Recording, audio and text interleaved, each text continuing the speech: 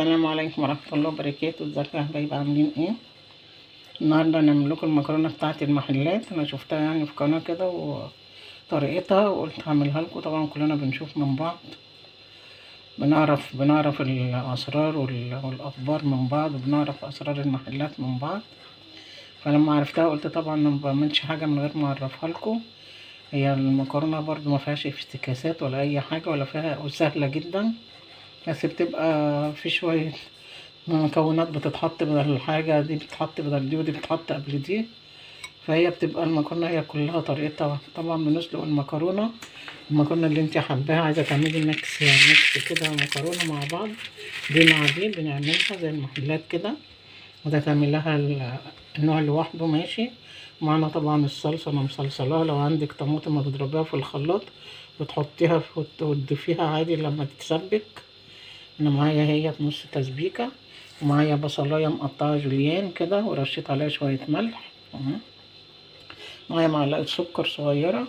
معايا من كل حاجة نص معلقة كمون، فلفل اسود، شطة، بابريكا، توم بودرة، بصل بودرة.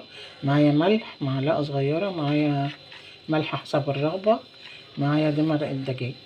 نروح على البوتاجاز ونسمي الله ونحط الحلة على البوتاجاز، ونقول ونحط الزيت يسخن، ونقول بسم الله الرحمن الرحيم. كده رحنا على البوتاجاز، الزيت سخن اهو معانا. هنقول بسم الله الرحمن الرحيم، وهنحط كده هنرش كده البصل، مش هنحط مثلا عشان نعمل. لما كده هنوطي عليه خالص، نعمل زي طريقة الكشري البصل يعني، زي طريقة الكشري كده. مش هقلب فيه خالص الا لما يحمر. اوطي عليه انا كده، موطيه عليه اهو.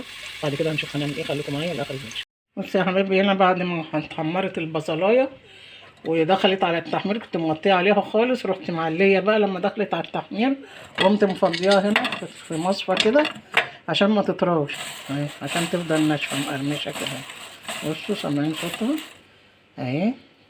هنعمل ايه بقى؟ نحط معلقه سكر صغيره اهي. بسم الله الرحمن الرحيم.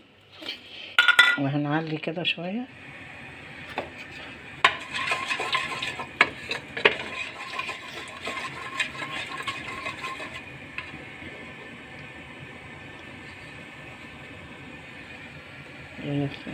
البصلايه من فوق عشان ما تمررش.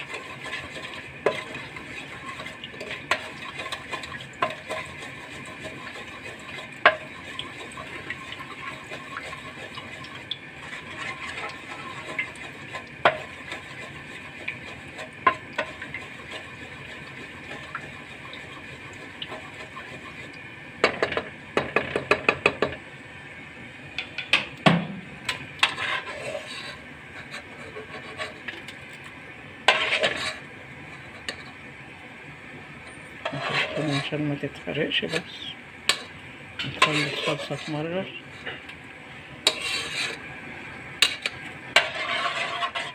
أول امبارح وأنا قاعد في المكتب لقيت رقم غريب بيرن عليا. عشان بقى تسجل كده. هنحط بقى الصلصة. بعد كده هنحط البهارات. بسم الله الرحمن الرحيم. وانا سلقت المكرونه. بص هنا البصل انا كسرته بايدي كده، فركته كده بايدي عشان هنحطه على الصلصه كده. هو ده سر المطعم. هناخد بقى المكرونه كده، هنقول بسم الله اهو.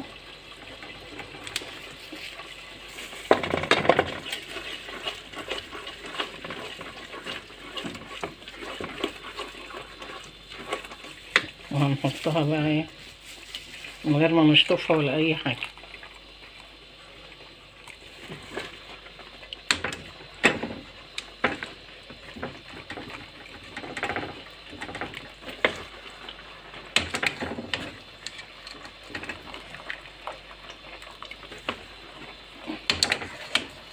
اول مره اجرب ان انا ما بشطفهاش. انا بحب اشطفها، بس هي الطريقه جت كده.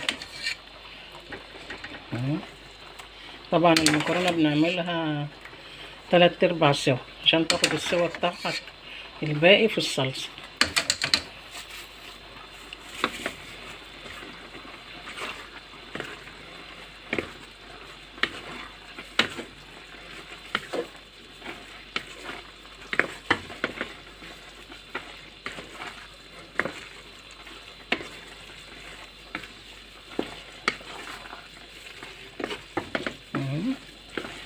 ما شاء الله عليها عمرها جميلة اهي. خلاص كده هنغرفها ونوريها لكم. بصوا يا جماعة اهي المكرونة اللي عملتها اهي، غرفتها اهوت عشان كل سنة وانتم طيبين بقى. انا صايمة وهفطر. اعملوا جنبها بانيه، تعملوا معاها كباب حلة، تعملوا معاها اي حاجة، تعملوا جنبها بيض، بطاطس محمرة، ايا كان اللي انت عايزاه تعمليه. انا عملت جنبها ستريبس اهو، ومنزله طريقته برضو، وعاملاها منزله طريقته معايا اهي اهو. يلا شوفوا الطريقه على القناه بتاعتي وقولوا لي رايكم ايه، وبحبكم في الله. وعملت كمان سلطه جنبها اهوت. يلا وكل سنه وانتم طيبين، وبحبكم في الله، وجزاكم الله كل خير. والسلام عليكم ورحمه الله وبركاته. ما تنسونيش في لايك وشير وتفعلوا الجرس عشان يوصل لكم كل جديد، عشان مش هتخسري حاجة لما تدوسي الشير وتفعلي الجرس وانتي بتتفرجي عليا كده. هيجازيكي كل خير عشان اظهر لكم كتير. وطبعا بنتعب في الطرق دي واحنا بنحضرها لكم، عشان نعمل كل جديد ويبقى ليا نسبة مشاهدة عالية بفضلكم، بفضل ربنا الأول بعدين فضلكم عليا. يلا السلام عليكم ورحمة الله وبركاته.